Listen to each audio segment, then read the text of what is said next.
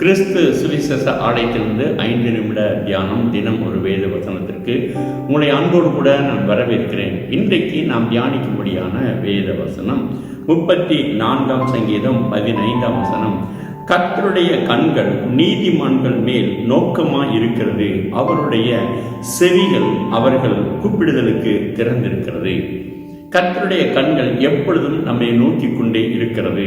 வேதம் வசனம் நமக்கு திட்டமாய் சொல்கிறது, அவருடைய கண்கள் நம்மை நோக்கி பார்த்து கொண்டே இருக்கிறது. 139ஆம் சங்கீதத்தில் 16ஆம் வசனம் சொல்லுகிறது, என் கருவை உம்முடைய கண்கள் கண்டது, என் அவயவங்களில் ஒன்றாயிலும் இல்லாத போதே அவைகள் அனைத்தும் அவைகள் உருவேற்படும் நாட்களும் உமது புஸ்தகத்தில் எழுதி இருந்தது. கர்த்தர் நம்முடைய பிறப்பிலிருந்து நம் உருவாக்கப்படுகிறதிலிருந்து நம்மை கண்ணோக்கி பார்க்கிறவராய் இருக்கிறார். தேவனாகி கர்த்தர் நாம் அவரை விட்டு தூரமாக இருந்தாலும், அவரை அறியாமல் இருந்தாலும் தேவன கர்த்தர் நம்மை பார்க்கிறவராய் இருக்கிறார். ஆனால் அவரை அறிந்து கொண்ட பிறகு, நம்மை நீதிமான்களாய் அவர் மாற்றின பிறகு இன்னும் அவருடைய கண்கள் நம் மீது நோக்கமாய் இருக்கிறதை நாம் அறிந்து கொள்ளலாம். 2 நாளாகமும் 16ஆம் அதிகாரம் 9ஆம் வசனம் இப்படி சொல்லுகிறது, தம்மை பற்றி உத்தம இருதயத்தோடு இருக்கிறவர்களுக்கு தம்முடைய வல்லமையை விளங்க பண்ணும்படி கர்த்தருடைய கண்கள் பூமி எங்கும் உலாவிக் கொண்டிருக்கிறது. அவருடைய கண்கள் பூமி எங்கும் உலாவிக் கொண்டிருக்கிறது. யார் தன்னை உத்தமமாய் பின்பற்றுகிறார்களோ அவர்கள் மீது அவர் கரிசனை உள்ளவராய் இருக்கிறார், நம் மீது அக்கறை உள்ளவராய் இருக்கிறார். நாம் கூப்பிடும் பொழுது தேவன் நமக்கு செவி கொடுக்கிற ஆண்டவராய் இருக்கிறார்.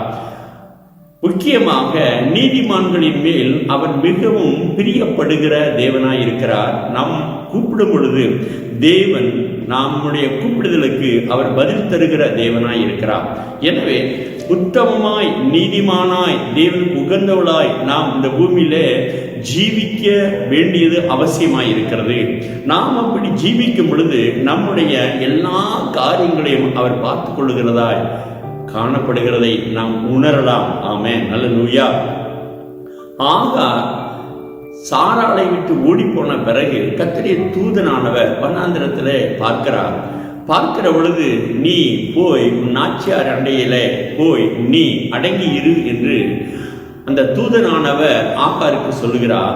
அப்பொழுது ஆகார் சொல்லுகிறார், ஆதியாகமம் 16ஆம் அதிகாரம் 13ஆம் வசனத்திலே, என்னை காண்பவரை நானும் இவ்விடத்தில் கண்டேன் அல்லவா என்று சொல்லி தன்னோடே பேசின கர்த்தருக்கு நீர் என்னை காண்கிற தேவன் என்று பெயரிட்டாள் என்பதை பார்க்கிறோம். ஆபிரகாம் நீதிமானாய் எண்ணப்பட்டார். அவர் நீதிமானாய் எண்ணப்பட்டபடியினாலே நீதிமானாய் இருந்த ஆபிரகாமுக்கு கொடுக்கப்பட்ட ஆகார் மீதும் தேவன் தன்னுடைய கண்களை வைத்து அவளை சரிப்படுத்தினார் என்று சொன்னால், நீதிமானாகிய நம்மையும் தேவன் எவ்வளவு கவனிக்கக்கூடிய நல்ல ஆண்டவராயிருக்கிறார். நாம் நீதிமானாய் வாழ வேண்டும் என்பதிலே தேவன் அக்கறை உள்ளவராய் இருக்கிறார். நாம் நீதிமானாய் வாழ்ந்து காட்டினால் நம்முடைய எல்லா காரியங்களையும் அவர் செவி கொடுத்து கேட்கிறவராய் இருக்கிறார்.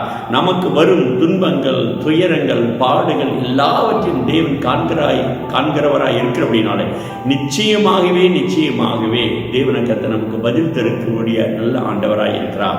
இந்த நாளிலே கர்த்தருடைய சமூகத்தை நம்மை முழுதுமாய் ஒப்பு கொடுத்து நாம் ஜீவிப்போமா? நாம் வாழக்கூடிய இந்த வாழ்க்கையிலே நாம் நீதிமான்களாய் நாம் ஜீவிக்க வேண்டும். அப்படி நீதிமான்களாய் ஜீவிக்கிற பொழுது கர்த்தருடைய கண்கள் நிச்சயமாக நம்மை நோக்கி பார்க்கும். ஜெபிக்கலாமா? மகா இரக்கம் கிருபை நிறைந்த எங்கள் ஜீவனுள்ள நல்ல பிதாவே, அருமையான இந்த கால விடக்கார் நடு செலுத்துகிறோம் ஆண்டவரே. இந்த நாளிலும் நாங்கள் கேட்ட வசனத்தின்படி நீதிமான்கள் மேல் உம்முடைய கண்கள் பதிந்திருப்பதற்காக நன்றி சொல்லி நாமத்தை மையப்படுத்துகிறோம். எங்களுடைய வாழ்க்கையை கண்ணோக்கி பார்க்கிற தேவனுக்கு நாங்கள் உத்தம இருதயத்தோடு வாழ்வதாய் நாங்கள் காணப்படவும் வாழ்ந்து காட்டவும் கர்த்தர் கிருபை செய்யும். இயேசுவின் நாமத்தில் ஜெபிக்கிற எங்கள் ஜீவனுள்ள நல்ல பிதாவே, ஆமென். God bless you. கர்த்தர் உங்களை ஆசீர்வதிப்பாராக. ஆமென்.